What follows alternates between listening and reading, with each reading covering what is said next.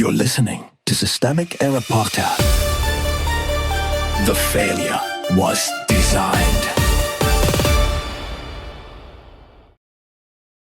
DOJ officials stunned by senators vote for Trump pick what's he's smoking, based on an article by Sarah Kay. The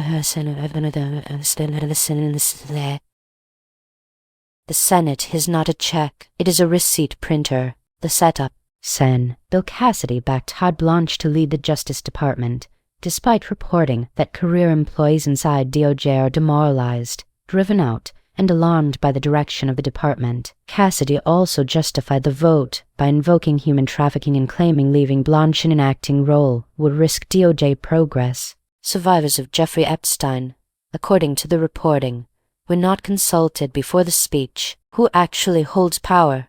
The power here is not with the senators performing concern in public. It sits with Donald Trump, who wants the Justice Department pulled deeper into his orbit, and with Todd Blanche, who is already steering the department in that direction. Cassidy, John Cornyn, and Thom Tillis are not restraining that project. They are laundering it through confirmation theater. The real institutional story is simple. The executive wants a compliant DOJ, and enough Senate Republicans are willing to hand over the keys while pretending they are preserving standards. The high morale lie. Cassidy's claim that morale is high at DOJ is not a harmless mistake. It is the political cover story that erases the people actually inside the institution. Delanian's reporting makes the opposite picture clear. Staff are depressed, perplexed, and watching thousands leave through firings, departures, and retirements. That matters because morale is not trivia, it is evidence of institutional capture. When career staff are stripped out and the remaining workforce is forced to absorb the new order,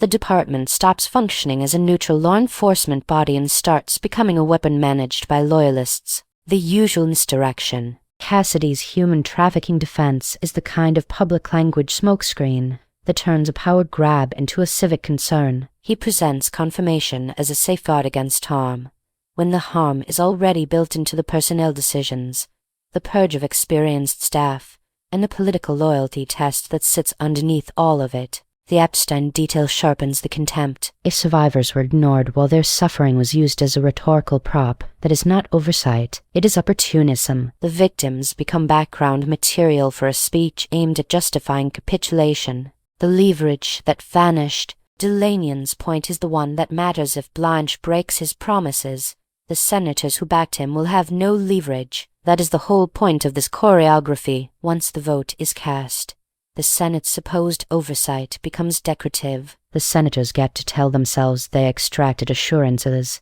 The administration gets the binding authority. This is how institutional decline works in real time, not with one dramatic break, but with elected officials agreeing to be reassured by the very actors they are supposed to constrain. The pattern. This is not just about Cassidy or Blanche. It is about a Republican Party that treats democratic institutions as props and a Senate minority of conscience-free enablers who will warn about danger right up until the moment they authorize it. The result is a DOJ being bent toward Trump's project while lawmakers perform reluctance as a form of moral self-advertising. The larger pattern is capture through consent. Authoritarian politics rarely arrives announcing itself as authoritarian. It arrives with emotional floor speeches, procedural excuses, and senators explaining why the least bad option is always the one that hands more power to the people already abusing it.